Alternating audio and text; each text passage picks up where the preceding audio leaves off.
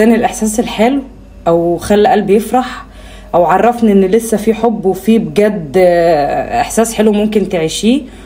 واقول لكل شاب وكل فتاة اطمنوا، زي ما في بنت زي كده بتحب وممكن تحبك علشان انت فعلا راجل بجد وابن اصول، بقول لكل بنت ان في فعلا لسه في ولاد شباب، ولاد حلال، ولاد شباب ايه، ما كلهم لسه في ولاد حلال يعني، ولسه في حب ولسه في حاجات حلوه كتيره. المهم ان يكون عندك وجهه نظر في اللي قدامك وتفهمي، وما تصدقيش الرطرات كتير ده اللي بيوعد ما يوفيش، اللي بيتكلم كتير وما تلاقيش منه اي تنفيذ.